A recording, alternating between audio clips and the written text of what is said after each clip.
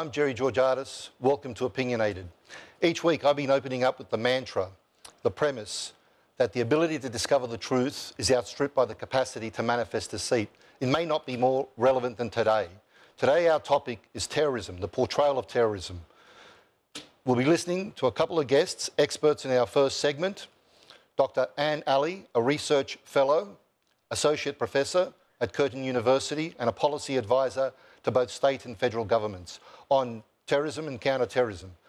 And our second guest, crossover, will be Robert Barwick from the Citizen Electoral Council, a senior researcher who will also demonstrate expertise on this topic. But before we move on, let's thank our supporters who have made this possible: Stage and Studio Productions, Gateway Printing, William Jeffries Carpet Warehouse, Osborne Park, and Perth Prop and Party Shop. Now that that's done and dusted, let's go to our opening clip, which will frame the discussion that we'll head with in our next segment on radicalisation. He says there were no outward signs that Yusra was radicalised, and they're convinced the internet was solely responsible. But how unusual is that? I spoke to Hannah Stewart, who's an expert in this field.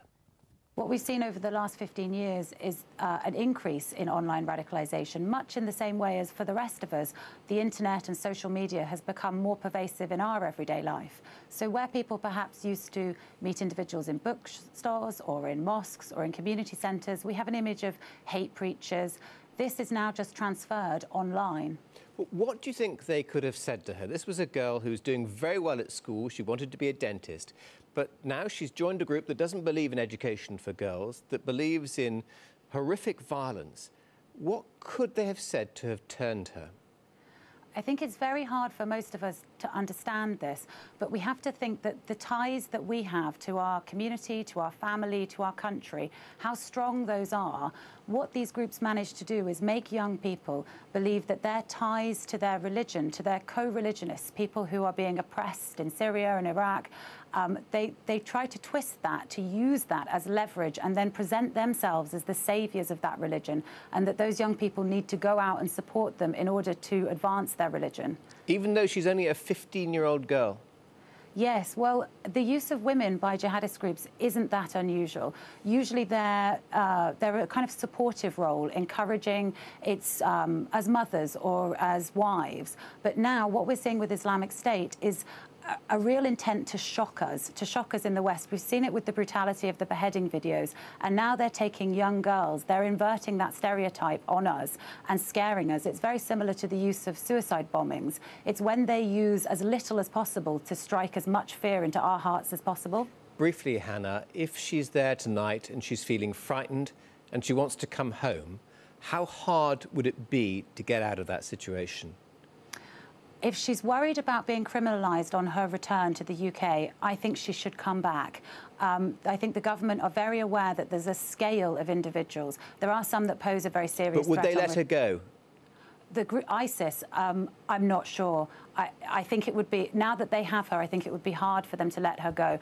Girls like Yusra are very strong marketing value for groups like Islamic State. I don't think they'd let her go voluntarily. Hannah Stewart, thank you very much. Welcome back to Opinionated.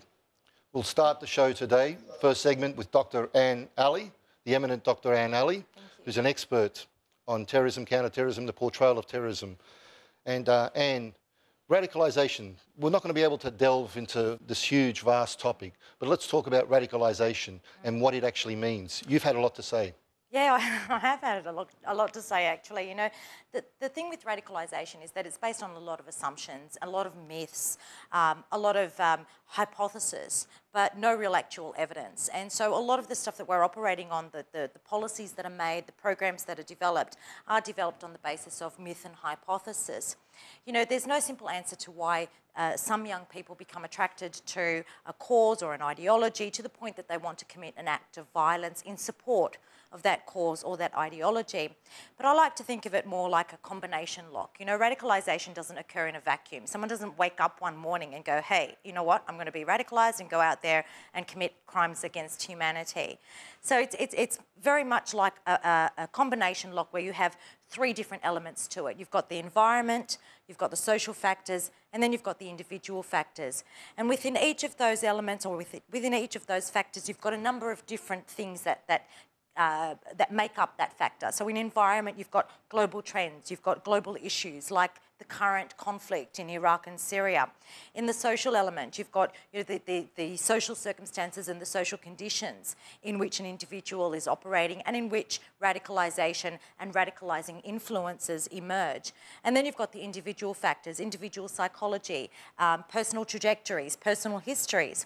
Now you put all of those three together and then you look at all the factors that come under that and think of a combination lock. Think of all the different combinations that you can have with those three factors and the myriad of elements that come under those factors.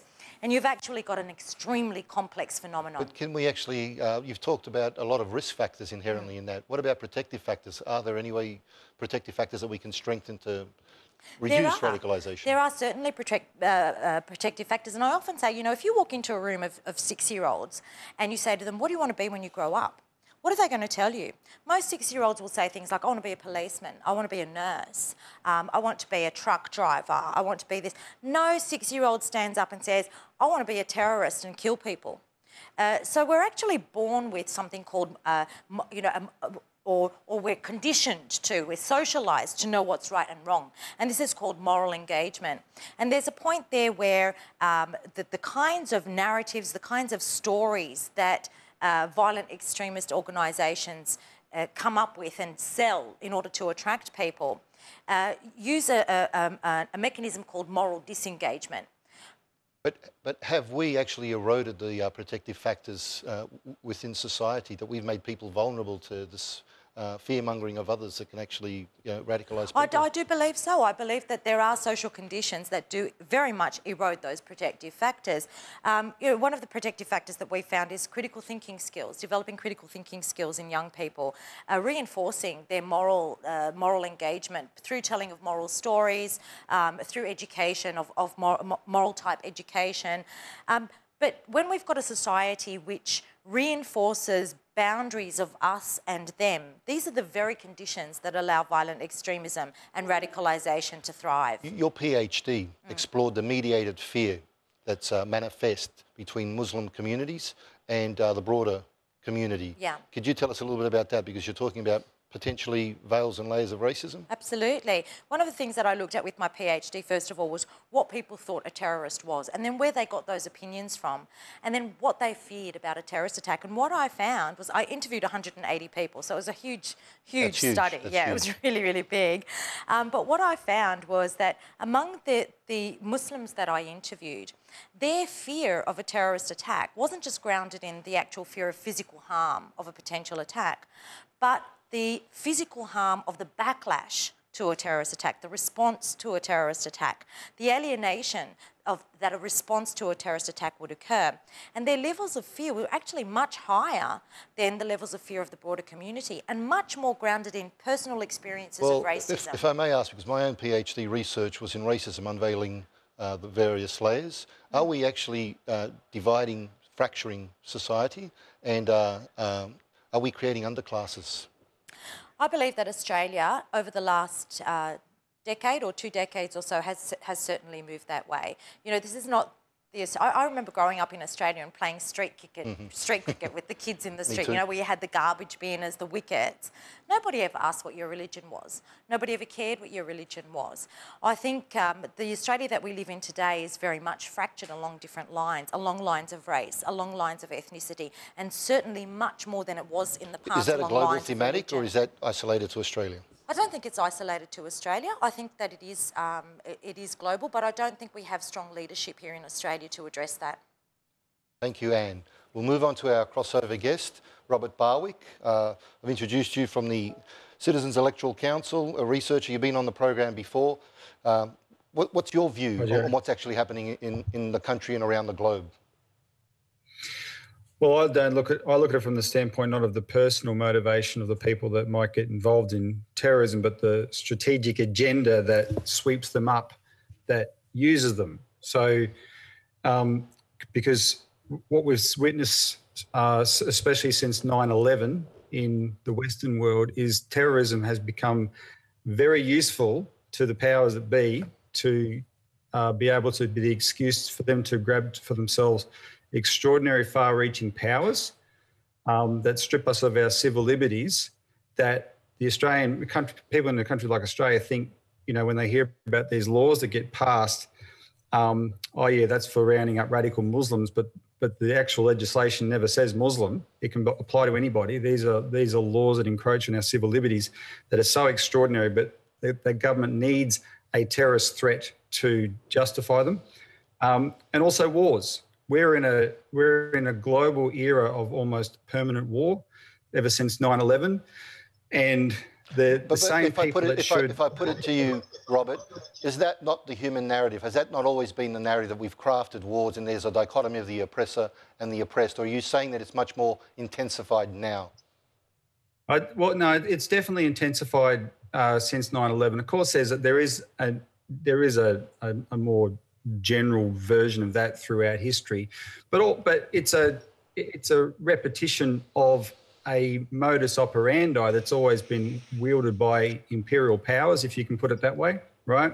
They in order to justify heavy-handed imperialism, they have to create for their own populations this enemy image, right? And they call it something like terrorism. And they're very liberal in throwing that term around. So in the last 12 months, for instance, the people in eastern Ukraine who are Russian-speaking, who resist the Nazi coup that toppled their government, they're called terrorists by the new Western-backed government in Kiev, right? And all they are is people protecting their own homeland, but they're supposedly terrorists. There's a lot more that has to be exposed about how transparent this agenda is, Jerry. For instance, one of the campaigns we're on globally is to have the 28 pages of the US Congress's 9/11 report that are classified made public. It's a big report. Only 28 pages are made public because those 28 pages relate to the role of the Saudi royal family in funding the 9/11 hijackers. But while America subsequently declared war on Afghanistan and Iraq, Saudi Arabia not only got off scot-free, but they've been able to go on and fund these elements like ISIS. On that note, Robert, you're actually describing something overwhelming. Do we actually have the capacity to overwhelm that? Do we actually have the capacity to bring people to account and then to an outcomes-based approach? Oh, I think we do. It's a political question. There's some interesting political campaigns in the US and the UK at the moment that the establishment in both countries find hard to put back in the box, like the Jeremy Corbyn campaign for the UK Labor Party leadership and the Bernie Sanders campaign for the Democratic Party presidential nomination in the United States. They're getting very broad popular support from the kind of citizens who've had enough of this war agenda.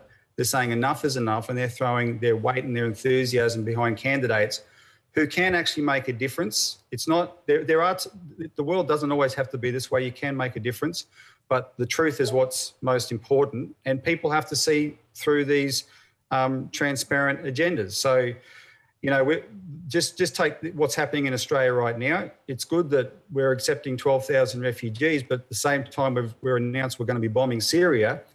And it's all done in the name of, ISIS is the enemy image at the moment, yet the United States Defense Intelligence Agency back in 2012 reported to the White House that their policy was what was creating ISIS, but they said that that's useful because our largest strategy is to topple Assad, and ISIS will be useful to be a bulwark against Assad.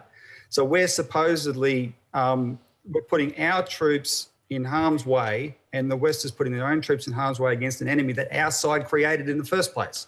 Robert, look, yes, thank you on that mix of dire circumstance and hope that you've expressed. We've got to wrap up just there and go to a quick commercial break and be back.